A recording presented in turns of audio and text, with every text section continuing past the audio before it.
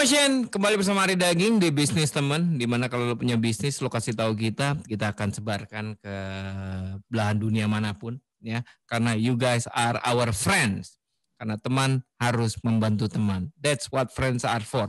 Dan pagi hari ini gue justru bukan ingin mempromosikan bisnisnya dia, teman gue yang satu ini, karena nggak usah dipromosin, udah sangat mendunia sekali bisnisnya orang ini. Justru kita mencari inspirasi dari orang ini. Ya, dia ini inspiratif. Apa yang dia pegang jadi emas. Amin. Dia bikin apa aja. jadi gila men. This is amazing. Orang lagi susah zaman pandemi, disentuh sesuatu. Dia justru yang paling kaya di pandemi ini. Dari Maret bang. Gara-gara dia, gara-gara bisnisnya ini, dia ganti sepeda tiap hari. Lo bayangin, orang beli sepeda tiap hari. Lo bayangin men. Ada teman gue Omar Karim Prawira Negara. Selamat pagi, selamat siang, selamat sore. Pagi, yuhu. Pagi, siang, sore. Omar Karim Prawira Negara ini adalah owner dari Dua Coffee, ya. Yeah. Jakarta, oke. Okay. Yeah. Dua Coffee ada di Bintaro juga ya, Dua Coffee ya. Benar, ada Bintaro, benar. Dua Coffee Washington DC. Oh my God. Alhamdulillah. Benar. Waktu kemarin kerusuhan sempet kaca yang dipecahin juga tuh. Iya kan? Benar. Yang di DC ya? Iya, akal di sana tuh. Tapi kan dibantu pemerintah dibantu Donald Trump. Dia Trump banget anaknya. Dia make America great again. America great again. Terus belum lama dia bikin bengkel sepeda, cuma memanfaatkan di Cipete. Lo tau kan Dua Coffee di Cipete, tempat nongkrong paling enak gitu ya. Di sebelahnya kan kosong, dipakai jadi bengkel sepeda. Bengkel sepeda cuma gitu doang awalnya. Sekarang jadi bengkel sepeda paling gaul yang namanya Berkah Jaya Bike. Berkah Jaya ya. Cabangnya di mana-mana, ada rumah makan ya kan. Gila banget emang nih. Gila banget. Tapi kita mencerita dulu soal pertama kali lo terjun ke bisnis kopi, Mar. Oke. Gimana ceritanya awalnya? Gue cerita dulu gini ya. Gue sebelum 4 tahun lalu gue mulai sama partner gue Aldi namanya. Jadi gue berdua sama Aldi merintis Dua Coffee itu 4 tahun di Jalan Cipete Dalam nomor 2. Ya. Jauh sebelum itu 8 tahun sebelumnya itu gue karyawan lah, corporate slave 8 tahun malang melintang di beberapa perusahaan FMCG. Sampai akhirnya gue kayak ngerasa bosen ngebohongin diri gue sendiri, kayak kok gue ngeluh mulu nih tapi setiap tanggal 25 seneng gitu, kayak anjir gitu. Itu buat lo bekerja di perusahaan orang tuh ngebohongin diri ya? Nggak tahu ya, gue kayak ngeluh aja gitu, banyak ngeluhnya kalau kerja sama orang, kayak banyak nggak sukanya segala macam, entah tentang sistem segala macam. Cuman kan kalau kita bekerja dalam sistem yang besar kan jadi part kecil kan ya. Yes, of course. Nah, gue orang yang lebih baik gue jadi sesuatu, bahasa kerennya tuh menjadi manusia seutuhnya lah gitu. Gile. Umur berapa waktu itu, Mar? Boleh tahu nggak? Waktu lo memutuskan untuk keluar dari sebuah korporasi? Gue 30. Oke. Jadi lo memutuskan untuk keluar tuh? Iya. Langsung bisnis? Jadi gue gini, ini Dua Coffee itu bukan bisnis pertama gue kebetulan. Yeah. Oke. Gue beberapa kali nyoba bisnis dan sifatnya sampingan karena gue sambil kerja, Ging. Iya. Yeah. Nah, tapi di Dua Coffee ini buat gue tuh kayak peluru terakhir gue nih. Sebelumnya apa? Kalau sebelum ke Dua Coffee sebelumnya apa? Dan gagal itu?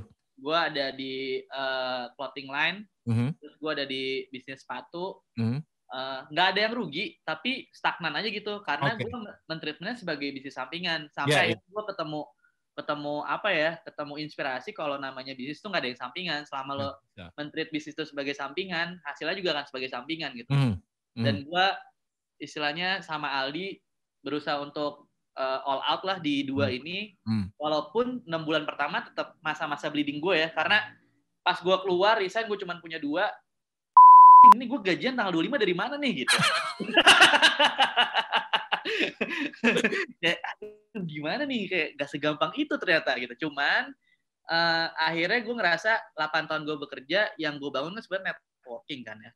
Networking, nama baik gue, kredibilitas gue yang gue bangun.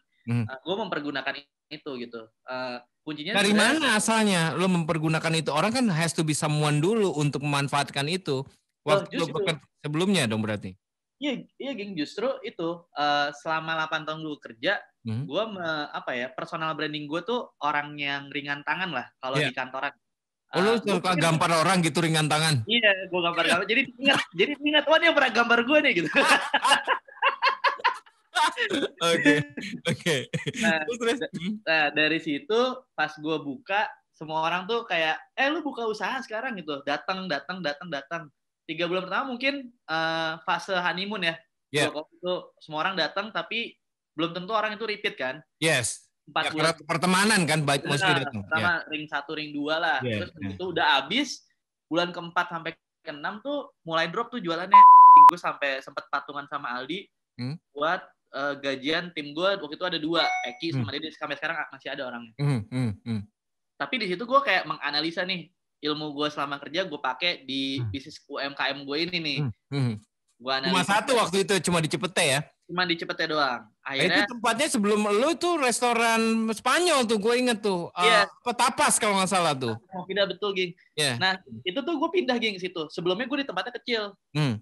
Sekarang tuh Hanasaka namanya. Nah, gue karena menurut gue pas tempat kecil itu, wah kayaknya nih research gue belum hatam nih tentang industri kopi, tentang pasar yang mau gue garap, tentang fasilitas umum yang ada.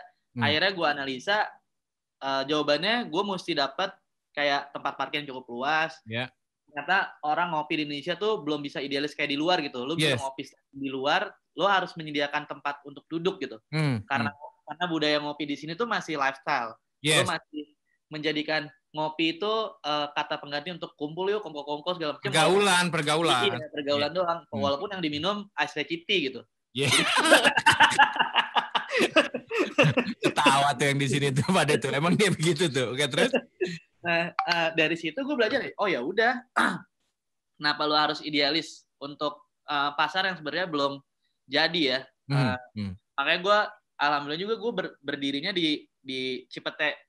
Daerah Cipete tuh menurut gue premium sih, Mar. Gila sih lo pertama kali di Cipete itu. Karena waktu lo 2 jadi itu udah jadi kawasan kuliner premium menurut gue. Karena kan udah ada Abuba, udah ada IBC, udah ada Tuku, ya kan? Ya. Dan lain-lain. Ya, kita lahir 1 tahun setelah Tuku lahir kan. Nah, kebetulan tim Tuku nih sangat friendly banget lah. Keluargaan di Cipete tuh cukup erat banget. Bahkan gue banyak dibantu oleh mereka ketika tahun-tahun awal gue mendevelop 2. Pas gue pindah, gue dapat space lebih besar, dan semua kekurangan di toko kita pertama, toko awal itu terjawab dan salesnya tuh naik. Di situ gue mulai nemuin ritme, oh ini nih, ini waktu gue buat nembak-nembakin yang kemarin gue berdarah-darah kayak gitu. Oh jadi tuh 6 bulan pertama bleeding gila-gilaan ya? Darah, gue sampai kalau mungkin dilanjutin itu kan kontraknya 1 tahun. Gue sampai gambling, nggak apa-apa, gue nggak gue lanjutin. Gue nombok ibarat kata, tapi gue loncat ke tempat yang lebih proper, tapi bisa nutupin uang sewa yang kemarin. Iya. Nah, abis ini kita ngobrol lagi ya, Mar. Soalnya gue pengen tahu, karena kan 2 itu jadinya tempat pergaulan, Mar. Oke? Betul, nah itu emang lo pengen bikin seperti itu atau gimana? Apakah itu strategi lo atau gimana? Oke? Nanti abis ini ya, karena menurut gue ini penting jadinya gitu. Motion 97.5 Motion Breakfast with Ari Dagings, Marta Gloria. Motion Breakfast Senin sampai Jumat jam 6 sampai 10 pagi.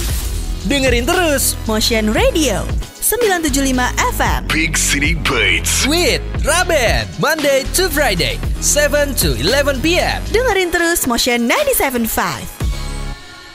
Oke, kembali di bisnis teman. Dan sekali lagi kalau lo punya bisnis di masa sekarang ya, lo bisa kita bantu. Kita akan coba promosikan ya, walaupun kita tidak berjanji banyak, tapi we try. Oke, at least we try, man. Itu yang paling penting, ya kan? Nah, kini udah bersama Omar Karim Prawira Negara. Kebetulan beliau adalah pemilik dari 2 coffee yang sudah mendunia. Ada di Washington, tadinya hampir ada di Amsterdam.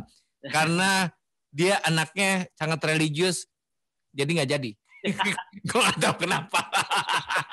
Oke, hampir ya di Amsterdam tuh ya. Oke, kita kembali ke Omar nih. Justru kita mencari cerita inspirasi nih, inspiratif dari Omar. Oke, Mar. Lanjut ya ke bisnis lo tadi ya. Lo masih berdua sama Aldi waktu itu ya? Ya, benar. Waktu pindah ke Cipete. Nah, menurut gue waktu itu si 2 coffee itu akhirnya diomongin orang jadi kayak tempat pergaulan nih gitu, Mar. Nah, apakah memang ini strategi lo? Justru kita bikin tempat gaul aja dulu, kopinya mentar aja dulu gitu. Karena ini jadi penting gitu buat orang yang memulai bisnis nih sekarang nih. Gitu. Itu gimana, Mar? Atau emang lo biarin aja ternyata lo nggak tahu kalau akhirnya jadi tempat gaul gitu? Enggak sih, bener banget, exactly 100% bener. Emang lagi-lagi karena gue bergerak dari corporate life ya, gue banyak banget megang data research dari lembaga researcher nasional ya. Di situ 2015 sebelum gue mulai itu tuh ada research yang bilang kalau 5 tahun ke depan akan ada beberapa sektor yang akan booming. Yang 3 yang gue ingat adalah 1 healthy food, terus which is benar 2020 banyak banget orang-orang. It happen now, yes. Terus pusat kebugaran, dulu kita cuma tahu gym doang, sekarang banyak banget ada apa segala macam sana, segala macam, apalah gitu, trending segala macam. Yang ketiga adalah ruang sosial atau third place. Nah, third place ini yang gua sikat lah ibarat kata. Karena menurut mereka orang akan banyak menghabiskan waktu di 2 tempat, rumah, tempat kerja, sama lagi third place. Third place ini akan menjadi sesuatu itu 3, Mar, bukan 2, 3. Tadi lu 2. Dulunya 2. Yang third place ini pilihan gitu. Oke. Nah, terus ruang third place ini yang gua sikat nih akhirnya, karena third place ini sebenarnya perubahan bentuk dari F&B yang biasa menjadi tempat evolusi berarti ya, evolusi ya. Berubah menjadi tempat mereka untuk bekerja atau sekedar kongkos setelah mereka sebelum pulang ke rumah. Yes. Itu kenapa gue di sosial media 2 selalu menyebut cabang-cabang 2 itu rumah kedua. Ya kan, get the point kan. Jadi gue emang memposisikan 2 ini sebagai ruang sosial buat mereka ini. Masalahnya at the end semua orang akan punya produk yang sama, Ging. Kalau ditanya produk unggulan 2 apa sebelum ada petik mangga, mungkin gue nggak ngomong petik mangga ya. Itu produknya Delta yang gue tahu, petik mangga. Nah, gue kalau tanya, aduh apa ya? Ya sama yang lain. Nah, cuman apa yang ngebedain orang mau balik kedua dibandingkan mungkin toko-toko lain atau kedai-kedai lain adalah gue coba nge-push anak-anak atau keluarga di 2 ini untuk bisa menjadikan teman orang-orang yang datang tuh jadi teman main mereka setiap hari gitu. Yes. Lu bayangkan kayak kemana nih main ke rumah si daging aja yuk gitu. Seru tuh katanya. Nah, gue mau memposisikan 2 seperti itu. Jadi ya mungkin itu yang mungkin kebentuk akhirnya pola komunikasi di customer gue. Ya udah nongkrong mana kedua aja deh, gue kenal sama baristanya misalnya. Kan orang akan lebih pride ketika dipanggil nama kan ketika lu. Betul. Gitu. Jadi lo train si barista lo lebih ke public speaking ya, ke sosial interaksi berarti ya. Betul. Dan itu susahnya minta ampun, Ging. Ngerubah budaya orang Indonesia untuk beramah tamah secara natural tuh susah setengah mati. What do you mean? Orang Indonesia kan ramah, katanya terkenal karena keramahannya, Omar. Masa susah? Tapi lu bayangin, lu kalau lu lagi ada kesempatan main keluar negeri, kebiasaan orang untuk bukain pintu, say hello, say have a good day, itu menjadi hal yang biasa dan natural dilakukan. Yes, betul. Tapi lu bayangin di sini, buka pintu, orang bingung, kok lu bukain pintu buat gue ya gitu. Habit yang nggak biasa di negara kita, walaupun kita ramah dan tamah banget. Yang katanya kita sopan banget ya. Benar. Kan hal-hal kecil seperti itu sebenarnya pengen gue tularin. Kebetulan kita punya kesempatan jalan-jalan ke luar negeri, kita tularin lah di sini kayak gitu. Itu yang gue coba tularkan lah vibe positif yang ada di 2 juga.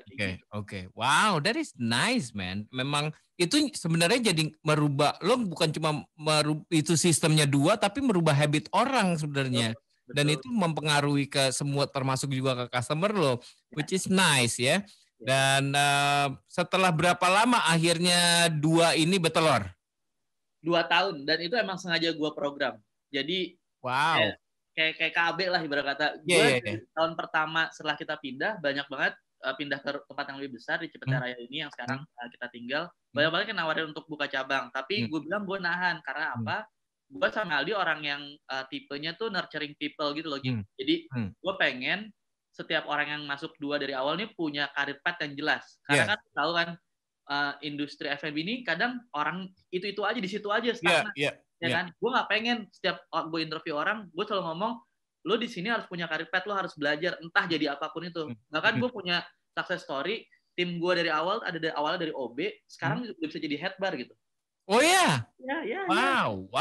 Artinya gue proven kalau semua orang tuh nggak punya batasan usia untuk berkembang lebih baik. Lo ngomongin gue ya? Iya.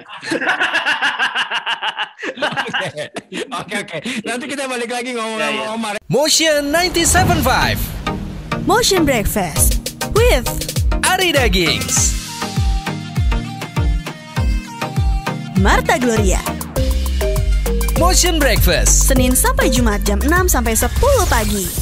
Dengerin terus Motion Radio 975 FM. Tap out. Motion 97.5. Tap out. with Cheryl and Anggit. Weekdays 3 to 7 p.m. Dengerin terus Motion 97.5.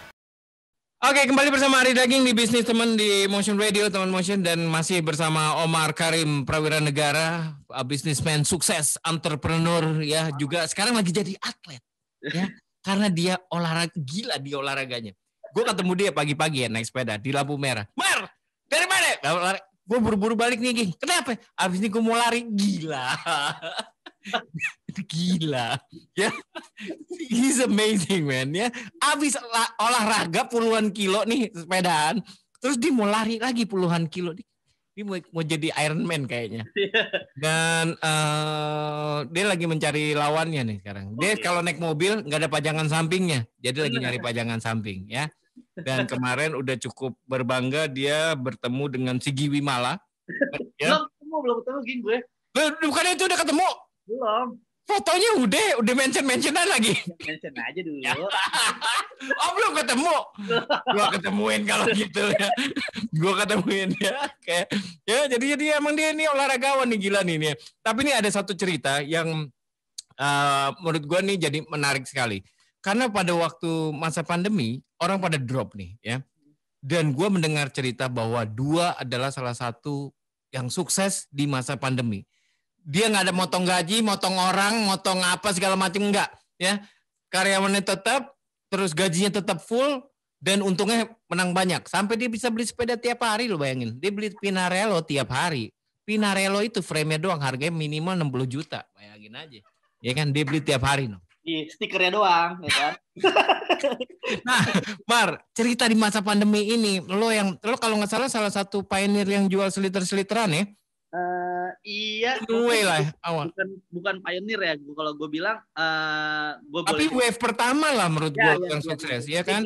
Nah itu ceritanya waktu di pandemi, karena kan orang pada drop nih Mar ya, terutama yang punya toko. Waktu itu kan 2 tahun ini udah punya berapa branch gitu kan, ya kan? Tapi kan lo kan tetap grafiknya naik terus, lo kayaknya happy terus gitu, sampai akhirnya bikin bengkel sepeda nih. Nah itu cerita dulu di masa pandemi waktu itu apa yang terjadi sebenarnya sama Dua sehingga bisa gitu grafiknya. Oke. Gue cerita tadi, gue bilang gue sangat blessing banget buat kita tumbuh di Cipete, di Komunitas Cipete. Jadi sama 2 minggu awal PSBB 1 ya. Yes. Maret ya. Ya, PSBB awal pertama kita drop semua 80% sales. Hari kedua drop sales, dan itu kayak semi lockdown itu kita bikin Zoom meeting sama semua pelaku industri di Cipete. Oh, semua yang ada di Cipete itu berarti? Kita bikin Zoom meeting, kita menganalisa semua riset yang ada di manapun itu, kita translate menjadi bahasa yang paling mudah diterima sama anak-anak yang di Cipete. Dari situ beberapa kayak gua ngasih best practice gue pengen ngapain nih, sharing kita. Terus dari Tio Tupu ngomong, gue pengen bikin ini nih, lu pada coba deh big pack size literan, karena kan orang di rumah. Terus dia mendorong gue, Mar lu bikin, karena Dua itu kan sebenarnya experience cafe, Ging. Kita biasa ketemu tatap muka kan ketika exactly, karena tempatnya kan lu bilang tadi third place kan soalnya. Nah itu challenge buat gue, gimana caranya gue tetap bisa menghadirkan kehangatan anak-anak barista ini nyampe ke rumah mereka, customer kita gitu. Nyampe ke rumah gue kok. Akhirnya kita muncullah dengan si RTD ini, ready to drink ini dalam bentuk kemasan 1 liter. Awalnya kita cuma di varian es kopi susu, kita tadinya nggak punya, kita create satu menu baru, kopi susu kedua bilangnya, tapi yang kita sentuh lagi-lagi sisi humanisnya. Pertama kali kita punya customer database, kita nggak jualan, Ging, kita cuma sekedar mengirim SMS dan WhatsApp via barista-barista kita untuk menanyakan kabar, apa kabar Kak?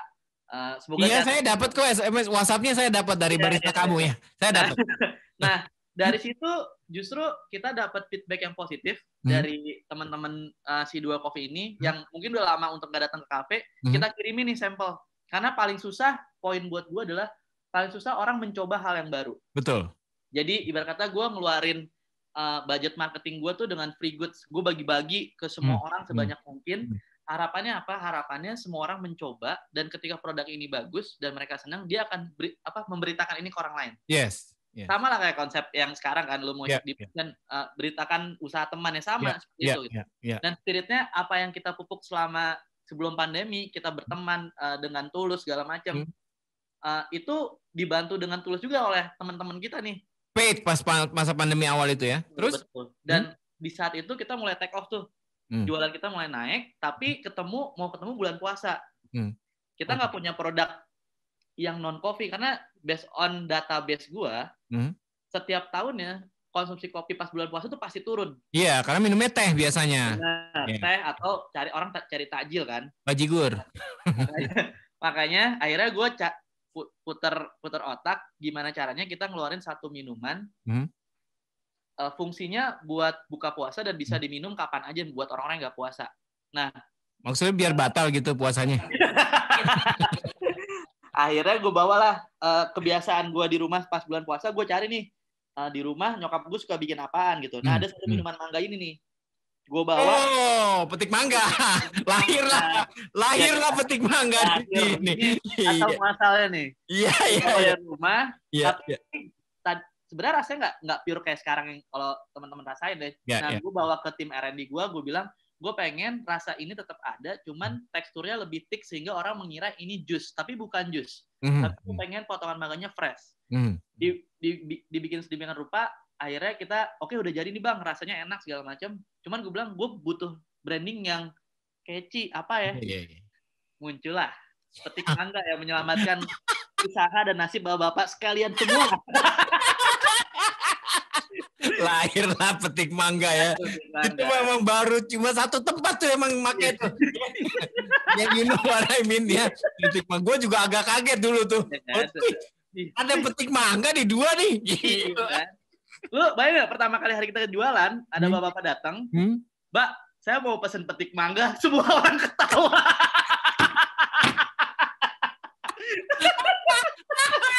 Wah, gimana ya? Iya, brengsek juga emang lo ya. Tapi emang begitu, tapi emang harus gitu nggak sih, Mar? Menurut lo biar orang nengok, iya nggak sih? Iya, orang nengok, betul. Dan fungsinya emang untuk itu. Kita untuk lagi-lagi petik mangga ini mau dapetin tempat di masyarakat lah. Karena gue yakin produk ini enak gitu. Cuman gimana caranya orang ngerasain juga. Ritme yang sama gue lakuin. Gue bahkan bagi-bagi gue lebih suka bilangnya micro influencer ya, orang-orang yang punya ikatan dengan orang-orang lainnya, lebih intimate. Dan mereka, gue ngasih kayak misalnya waktu itu contohnya Renda ya, Ren nih, gue kasih lu 10. Renda Rais nih fotografer dan dia yang nyanyi sama Reza Candika ya. Benar. Nah gue bilang, Ren, tolong dong bagi-bagi buat teman-teman lo, atas nama lo aja, jangan atas nama dua. Nah itu gue lakuin ke banyak orang. Sampai akhirnya orang bilang viral segala macam, mungkin karena nama juga. Cuman gue bilang kalau ditanya kenapa petik mangga ya, emang yang dipetik tuh mangga, yang dibelah durian, bener gak? Iya bener. Lo petik durian, tangan lo kebeler, men. Bolong-bolong lo petik durian. Gak ada yang salah sama nama, yang salah sama kalian masing-masing, bener gak? Sama cara lo nyebutinnya. Lo pasti kalau nyebut petik mangga pakai senyum kan? Kalau merengut, nggak salah. Petik mangga, nggak salah. Tapi kan juga, mau petik mangga dong. Nah, nyengirnya itu yang salah. Itu loh ya, pikiran lo yang salah. Jadi di situlah ya lo terselamatkan di masa pandemi ini. Even sampai hari ini berarti ya, kan udah mulai buka lagi nih kan, udah boleh dine in ya. Bener banget Jing. Justru lewat minuman ini salah satu yang nyelamatin kita bisa survive. Bahkan kalau tadi gue cerita di 2 minggu awal kita minus 80%, tapi setelah keluar RTD drink si kopi botolan ini, terus keluar petik mangga, kita bisa growth 3 kali lipat dari rata-rata biasa, bahkan dari sebelum pandemi. Oh my God. Jadi, gue ngomong sama tim gue waktu pas 2 minggu awal, gue declare keuangan 2 tuh cuman sanggup kalau keadaan kayak gitu terus tuh sampai September. Kalau setelah September, gue mau nggak mau harus tutup gitu. Cuman gue bilang sama mereka, gue yakin kita bisa lewatin ini kalau semua orang mau bekerja sama-sama. Jadi gue percaya selalu ada jalan buat orang yang mau bekerja extra mile. Yes. Dan mereka proven itu. Dan dengan kita berhasil ini, THR-nya lancar, bahkan gue tambahin bonusnya karena alhamdulillah banget kayak ini tuh gila, gue jadi punya tempat produksi sendiri, nge-hire orang, artinya nama 2 yang artinya doa benar-benar menjadi kenyataan gitu buat sebagian banyak orang yang ada di belakang 2. Merinding gue. Gue merinding loh ini. Ini gue merinding, Mar. Gue bener merinding bener, Mar. Gila. Tapi kalau sampai lo THR sama nggak ditambahin bonus, lo sampai beli Pinarello tiap hari itu sih lo gila kalau nggak mereka nggak dikasih bonus. Gila. Pinarello, Dogma dibeli tiap hari, Cervelo. Lo menurut gosip, lo namanya sepedanya dibeliin Omar. Katanya. Walaupun dia belum pernah ketemu namanya anak sepedaan ya. Oke, nanti kita ngobrol lagi sama Omar ya setelah ini. Ini sesi terakhir dan ini penting sekali. Motion 97.5 Motion Breakfast with Ari Dagings, Marta Gloria. Motion Breakfast Senin sampai Jumat jam 6 sampai 10 pagi. dengerin terus Motion Radio 975 FM.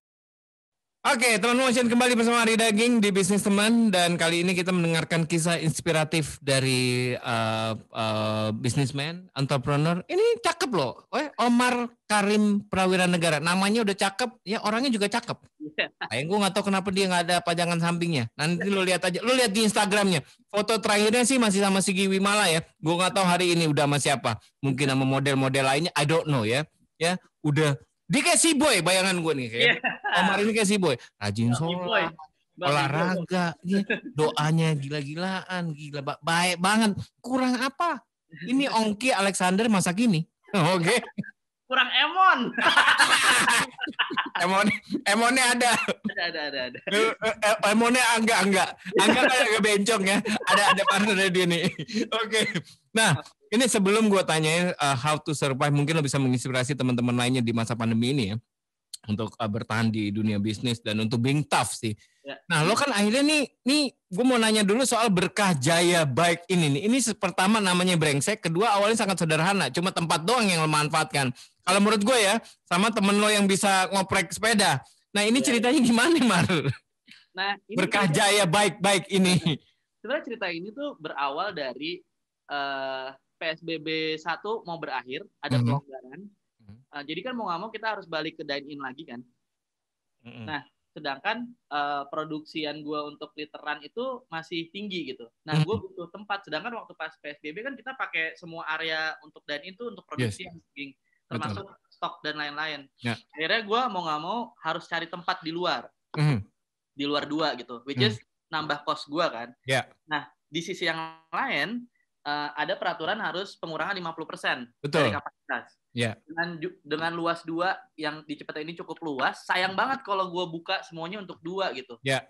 Nggak cost wisely. Akhirnya karena kita waktu itu lagi rajin sepedaan sama anak DDCC, terus gue sering datang ke Lucky segala macam, dia bisa ngoprek. Lucky itu yang punya Brooklyn teman-teman ya, ada coffee shop namanya Brooklyn ya. Gue sering Brooklyn kan setiap habis goes segala macam, sampai gue bilang, lu nggak mau bikin bengkel sepeda? Aduh, gue kayak nggak pegang, takutnya segala macam. Akhirnya gue ngobrol sama Angga, karena gue nggak punya basic dan nggak ngerti sepeda juga sama kan. Kayak gue juga. Iya, cuman penggoes doang. Gue ketemu lah sama kan banyak tuh bike messenger kayak Andra segala macam. Bahar, gue ngobrol, terus ketemu Angga juga. Akhirnya, mau nggak kita bikin bengkel aja? Cuman konsepnya adalah gimana caranya kita bisa, kan banyak teman-teman yang mungkin pekerjaannya selama ini di event atau pekerjaannya banyak ketunda gara-gara pandemi ini. Tapi mereka punya keahlian lain dan hobi juga gitu. Nah, gue cuman ngumpulin dan gue punya tempat. Gimana caranya kita bisa kumpul sama-sama, tapi punya sumbangsi sama community juga. Akhirnya mereka setuju, ya udah kita bentuk. Gue nggak ada beli apa-apa, cuman beli paktul. Ya paktul doang lah itu model paktul doang, sama intinya kita nyediain tempat buat sekedar orang kan banyak yang baru mulai sepedaan nih gitu. Kalau ke toko yang daerah Jakarta Selatan kan mungkin ada orang yang tegang ya, pressure gitu buat nanya. Padahal gue newbie nih, padahal mau benerin rem doang takutnya. Wah, nggak bisa Pak, segala macam. Nah, kita cuman hadir Makanya kenapa namanya Berkah Jaya, biar nggak pressure juga. Iya. Kita warung dan bengkel sepeda. Jadi lu ngobrol aja kayak ngobrol ke temen lo gitu. Dari situ ada ya orang jual beli, ada orang mandiin sepeda, mandi kucing sepeda segala macam. Oh, bisa mandiin sepeda? Bisa mandiin sepeda. Oh, baru tahu gue kalau bisa mandiin sepeda nih. Bisa kayak gitu. Jadi habis genjot terus ke Berkah Jaya bisa mandi ini. Ya, mandiin sepeda. Nah, hal lainnya adalah ya gue juga nge-build komunitas juga kan akhirnya supaya hobi sepeda ini nggak cuma musiman kayak 8 tahun lalu, kita pernah ngobrol kan waktu itu. Salah satu bentuk giving back kita juga lah ke komunitas. Seperti itu sih, geng. Tapi kalau menurut gue ini juga karena ada lo juga sih, Mar. Ya lo kan jadi gaul tuh, setelah 2 kan lo jadi gaul. Sehingga orang-orang jadi cepet, menurut gue Berkah Jaya itu, ya gue awal ke Berkah Jaya sepedanya baru berapa sih, Mar? Ya waktu itu, Mar. Ya di dalam tiba-tiba sekarang kayak full gitu, kayak sesak napas gitu ke Berkah Jaya gitu. Itu menurut gue ada bagian dari networking lo juga, iya nggak sih, Mar? Iya benar sih. Iya. Kan nggak cuma gua. Iya. Banyak orang-orang di Berkah Jaya kayak Andra, Oke. Iya. Enggak juga. Cuman emang alhamdulillah mungkin mestakung apa ya? Yes. Sama-sama dukung. Lo mengumpulkan orang-orang yang tepat menurut gua jadinya. Ya, lo Andra dari Bike Community, dari Messenger Community, ya gak? Itu udah sangat well known gitu. Terus ada Angga yang ada juga di motor ya kan, komunitas motor. Terus ada siapa lagi yang ngumpul di situ sehingga cepet banget jadinya melesatnya. Itu menurut gue jadinya Lucky jadi kelewatan sebutnya si Lucky Brooklyn tuh yang bikin ya. Oke nih, Amar, ini menarik sekali, obrolannya sangat inspiratif nih. Nah, mungkin banyak orang di luar sana yang sekarang jadi, I know zamannya memang susah ya, Mar ya, di masa pandemi ini ya, Mar ya. Karena kan memang apapun jadi terbatas ya. Nah, cuma how to survive itu mungkin lo bisa ngasih tahu nih, Mar nih. Sedikit inspirasi. Silakan, Mar, coba, Mar. Oke, buat ini nyebutnya sobat padi nyong. Daging holik. Teman motion. Oke, buat teman-teman motion yang mungkin pagi, siang, sore lagi mendengar ini, gue cuman pesen ya, kita sama-sama baru mulai, sama-sama ngerasain efek dari pandemi ini, sama-sama capek dengan keadaan ini. Cuman gue salah satu orang yang udah ngebuktiin kalau misalnya apa yang kita tanam itu yang kita tuai gitu. Selama kita rezeki itu udah diatur, selama kita mau berusaha lebih, kita akan dapetin apa yang kita mau. Dan ingat buat gue, untuk naik ke atas itu nggak perlu menginjak orang lain, tapi kita berkolaborasi. Udah, that's the point.